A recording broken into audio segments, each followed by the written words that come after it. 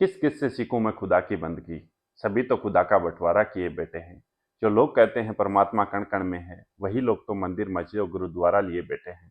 नमस्कार दोस्तों, आज हम बात करते हैं भगवान ब्रह्म या सत्य। ईश्वर हमेशा से अपने वजूद को लेकर विवाद में रहा है, क्योंकि जो नास्तिक है उनके पास नहीं मानने के अपने कारण हैं और जो आस्तिक है उनके पास मानने के अपने कारण हैं। मेरे हिसाब से हमें ना तो आस्तिक बनना है और ना ही नास्तिक, हमें वास्तविक बनना है। हम ईश्वर के अस्तित्व को ना तो पूर्णतया नकार सकते हैं और ना ही पूर्णतया स्वीकार कर सकते हैं, क्योंकि जहाँ विज्ञान होता है वहाँ ईश्वर के अस्तित्व पर शक किया जा सकता है, लेकिन जब विज्ञान के परे कोई चमत्कार होता है तो ईश्वर को मानने के लिए बाध्य होना ही पड़ता है। एक बार सोचकर देखिए, हम मंदिर में जाके भगवान से क्या मांगते हैं? भगवान से हम वही मांगते हैं जिस काम के होने के पूरे चांस होते हैं। भगवान की पूजा अर्चना और प्रार्थना के बाद हमारा मन उस काम को करने के लिए सकारात्मक हो जाता है, जिससे उस काम के होने की संभावनाएं बढ़ जाती है। लेकिन एक बात मन को हमेशा परेशान करती है कि हम किस भगवान को माने। एक परम पिता परमात्मा वो है जिसने हम सबको बनाया है, और बहुत से भगवान वो हैं जिनको हम इंसानों ने बनाया है। अच्छा कर्म करने वाला भगवान का ही रूप होता है, लेकिन सोचने वाली बात यह है कि आज के परिवेश में हम जाति, धर्म और पाखंड में फंसकर बिना कर्म देखे ही इंसान को भगवान बना देते हैं। अगर पूछा जाए कि आप में से मंदिर कौन कौन जाता है, तो लगभग सभी सज्जनों के हाथ खड़े होंगे जो मंदिर जाते हैं। अगर उनसे पूछा जाए कि आप मंदिर क्यों जाते हैं, तो वे सभी बड़े ही रोब और गर्व के साथ कहेंगे कि ईश्वर की पूजा करने के लिए। लेकिन क्या यह सत्य है कि सभी मंदिर जाने वाले महानुभाव मंदिर केवल पूजा करने ही जाते हैं? तो जो लोग पूजा करने जाते हैं उनका उत्तर होगा हाँ। लेकिन कई ऐसे इंसान भी होते हैं जो इस प्रकार की ईश्वर भक्ति में विश्वास नहीं करते। उनकी राय इस प्रकार से है, वाह रे मानव तू कितना महान है, जो ईश्वर को अपने मन में रखने की बजाय पत्थर के बने मंदिर में रखता है और नाम मात्र सुबह और शाम जाकर रौब और गर्व के साथ इसकी पूजा करने का ढोंग रचता है। दोस्तों, भगवान किसी मंदिर और मस्जिद में नहीं होता। भगवान होता है इंसान के मन में, उनके कर्म में और उनके विचारों में। ये मानव भी कितना अजीब प्राणी है, जो भगवान को अपने मन में रखने की बजाय मंदिर में रखता है और वहीं उसका उचित स्थान मानता है। अगर हमें पूजा करनी ही है तो पूजा करो अपने मन की, अपने कर्मों की और अपने विचारों की, क्योंकि मन, कर्म और विचार ही ईश्वर है।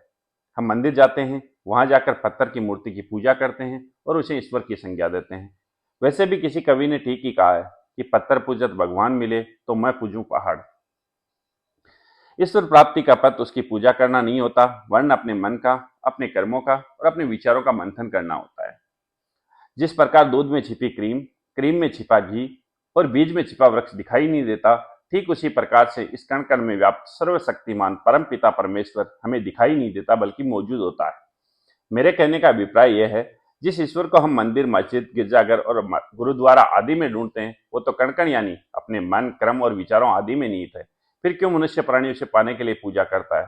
दोस्तों, हमें ज्ञात है कि दूध में क्रीम है, क्रीम में घी है, लेकिन जब तक इसे प्राप्त करने की विधि का ज्ञान नहीं होगा, तब तक इसे प्राप्त करना असंभव है। दोस्तों, हमें यह पता है कि दूध से घी प्राप्त करने के लिए सर्वप्रथम दूध को गर्म करना होगा, तत्पश्चात इसको जमाना होगा और जमे हुए दही को भिगोना या मंथन करना होगा। निश्चित समय अंतराल पश्चात हमें घी की प्राप्ति संभव है। ठीक उसी प्रकार से ईश्वर की प्राप्ति का पथ यानी इसकी विधि का पता होना नितांत आवश्यक है।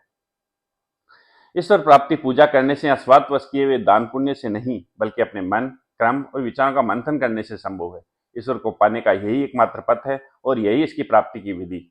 मनुष्य प्राणी का ईश्वर उसका मन, क्रम और विचार है। भगवान की आस्था को और अधिक प्रगाढ़ किया जाना चाहिए ताकि मानव जीवन सब अनुशासित हो सके।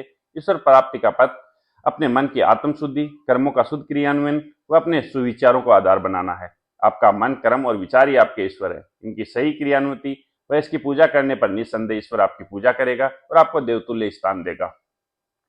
अगर वाकई भगवान रूपी शक्ति है तो मैं भगवान से कुछ मांगना चाहता हूँ। हे भगवान, हे दाता, हे ईश्वर, हे परमपिता परमेश्वर, मुझे और सबको सन्मति और चेतना दो जिससे सबका कल्याण हो। इंसान को इतना कर्मशील बनाओ ताकि किसी के आगे भीख मांगने का मोहताज नहीं होना पड़े। इतना सहनशील बनाओ ताकि वो खुद पर भरोसा कर सके। दोस्तों, मुझे नहीं पता ईश्वर है या नहीं। अगर ईश्वर का अस्तित्व है तो हमें इसे मानना ही होगा, लेकिन अगर ईश्वर का अस्तित्व नहीं भी है तो भी हमें इसे मानना होगा। अन्यथा मनुष्य जीवन में त्राही त्राही मच जाएगी। अगर ईश्वर नहीं भी है तो भी हमें इसका भ्रम बनाए रखना होगा ताकि मानव जाति ये सोचकर पाप ना करे कि ईश्वर का अस्तित्व है और वो हमें देख रहा है। हमें ईश्वर में आस्था और अधिक प्रगाढ़ करनी होगी ताकि मानव जाति में इसका भ्रम बना रहे। परिणाम स्वरूप मानव जाति सब अनुशासित इस सृष्टि में अपना अस्तित्व को बनाए रख सके। अंत में मैं सभी दोस्तों से एक प्रश्न पूछना चाहूंगा, अगर भगवान आपके सामने प्रकट हो जाएं और आपसे पूछे कि वत्स मांगो क्या चाहिए आपको, तो आप क्या मांगोगे? कमेंट करके जरूर बताइएगा। वीडियो को पूरा देखने और सुनने के लिए सभी मित्रों का बहुत बहुत धन्यवाद। राम राम सा।